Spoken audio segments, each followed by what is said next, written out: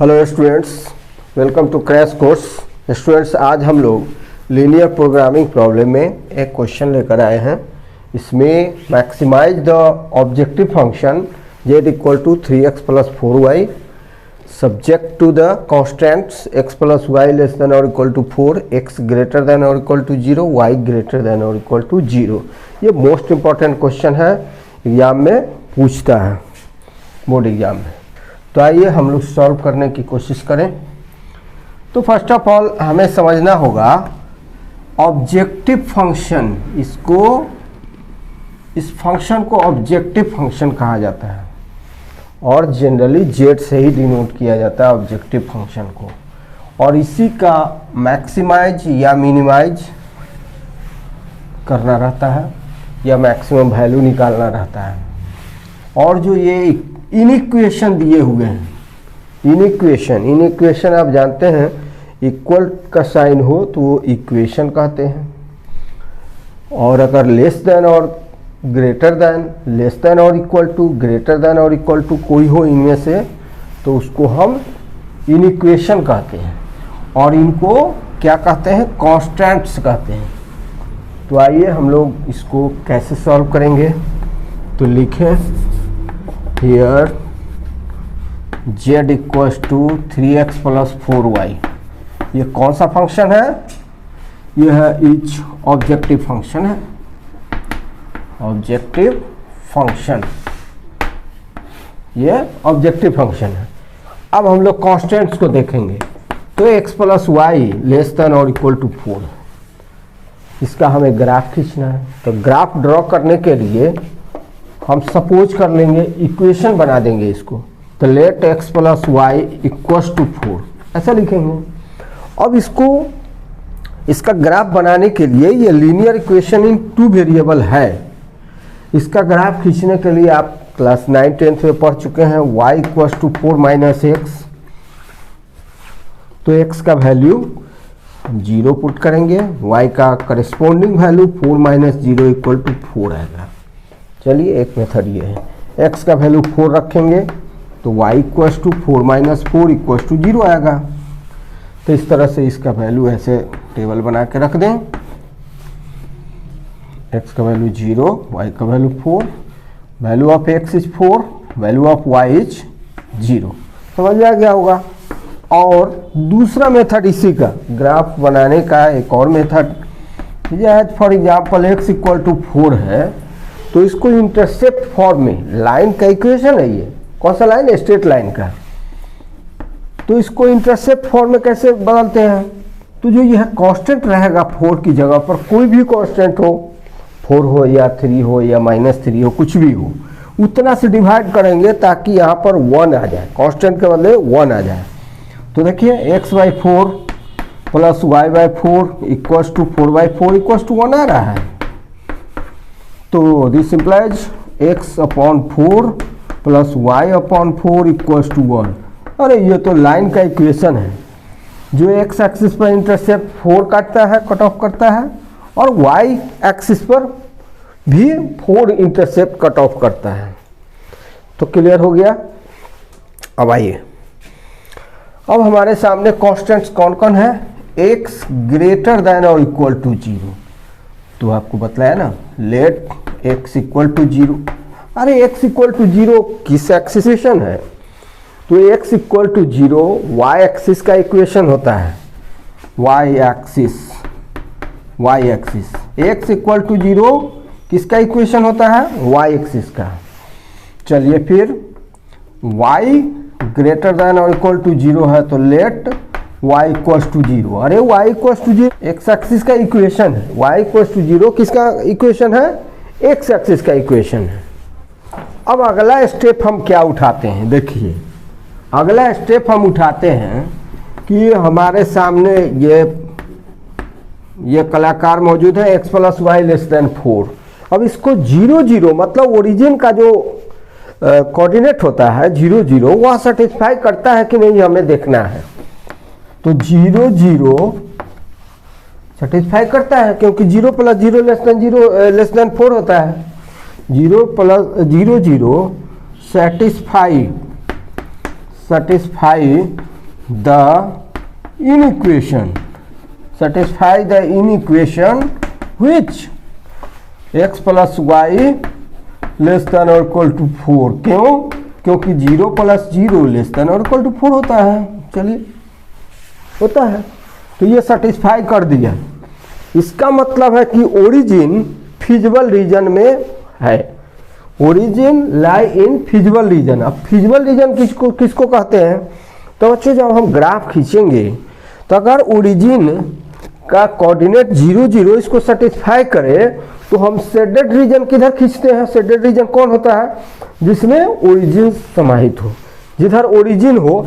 जैसे देखिए ना, ये 4 है, इंटरसेप्ट काटा, तो इसको 0 0 सेटिस्फाई किया है, तो इधर रंगेंगे। किधर रंगेंगे? उधर रंगेंगे जिधर ओरिजिन हो। समझ में आ गया? तो हम कहेंगे कि origin lies in feasible reason. तो सो ओरिजिन ओ, जिसका कोऑर्डिनेट 0 0 है, लाइज इन द, बोलिए क्या? Feasible region. फिजिबल रीजन समझ में आ गया? अच्छा, और फिर कॉन्स्टेंट्स कौन कौन दिया हुआ है? अरे x ग्रेटर देन और equal to 0 is not satisfied. Satisfied हो रहा है। अगर 0 0 रखेंगे इसमें तो 0 ग्रेटर देन 0 सेटिस्फाई हो रहा है? नहीं हो रहा है। इज नॉट सेटिस्फाइड बाय 0 0 मतलब ओरिजिन का coordinate. As well as y greater than और equal to 0 is not satisfied by the coordinate of origin 0 0। तो दोनों सेटिस्फाई नहीं हुआ। तो सेटिस्फाई नहीं हुआ तो ओरिजिन फिजिबल रीजन में होगा? बताइए, फिजिबल रीजन में ओरिजिन कब होता है?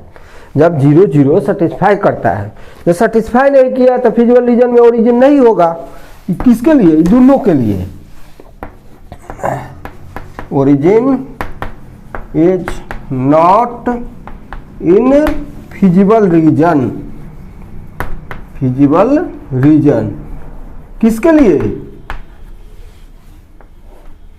फॉर x ग्रेटर देन और equal to 0, y greater than equal. अब पहले बतला दिया गया है कि x greater than x equal to 0 y axis का इक्वेशन होता है, y equal to 0 x axis का इक्वेशन होता है। समझ में आ गया होगा? तो आपके पास क्या क्या इंफॉर्मेशन है? Origin x plus y less than और इक्वल टू 4 के फिजिबल रीजन में लाई करता है, but origin x greater than और इक्वल टू 0 के फिजिबल रीजन में लाई नहीं करता। और शेडेड रीजन किधर होगा? x ग्रेटर देन और equal to 0 for x greater than और equal to 0 origin does not lie in feasible region. Feasible region में नहीं लाई करता है। फॉर y ग्रेटर देन और इक्वल टू 0 ओरिजिन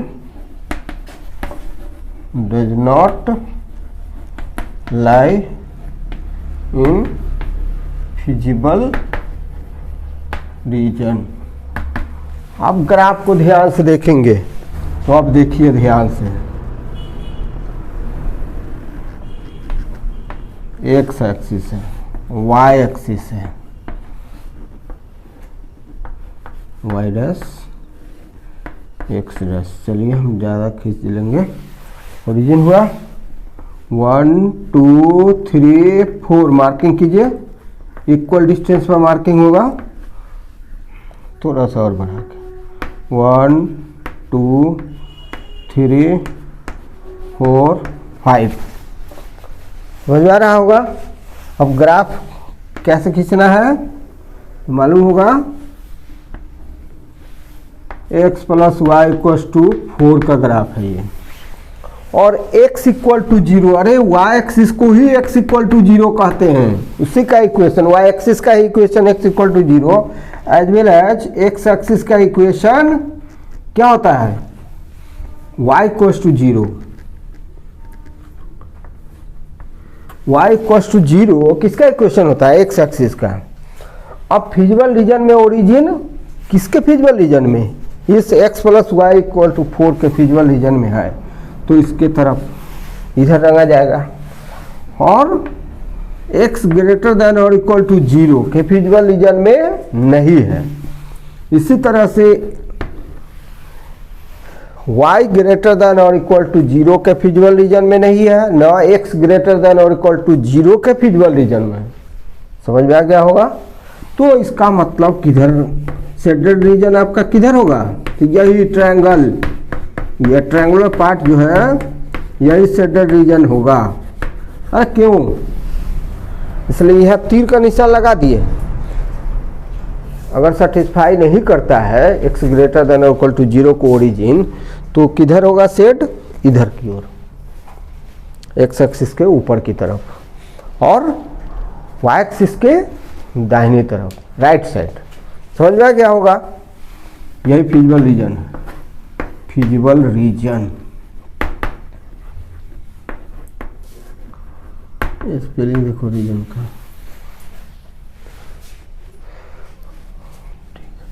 अब ध्यान दीजिए, इसका कोऑर्डिनेट क्या है जी, 4 0 है, इसका कोऑर्डिनेट क्या है 0 4 है, और रीजन का तो 0 0 होता है, यूनिवर्सल ट्रूथ है। अब देखिए, तो ग्राफ तो ड्रॉ हो गया। अब क्या करना है हमको, ऑब्जेक्टिव फंक्शन का मैक्सिमम वैल्यू और मिनिमम वैल्यू निकालना है।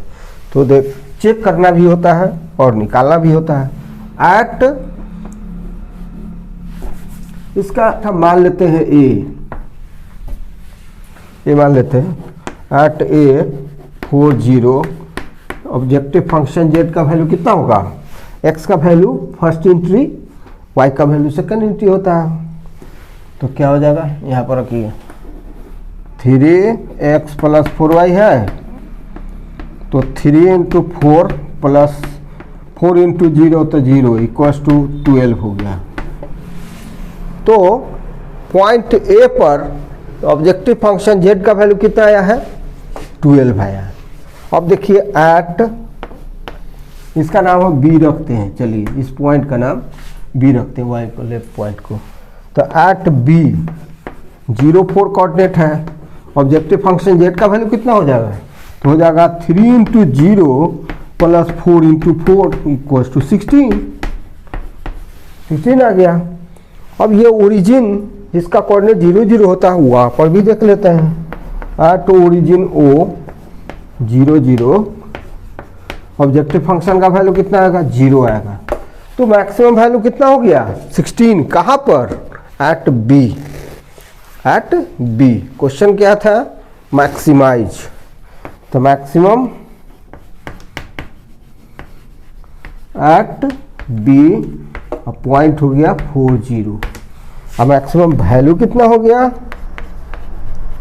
वो भी लिख देंगे, मैक्सिमम वैल्यू बराबर है 16 आया। चलिए आंसर हो गया। तो इस तरह के बहुत सारे क्वेश्चन आएंगे, कांस्टेंट की संख्या बढ़ जाएगी, ग्राफ बनाने का वही तरीका होगा।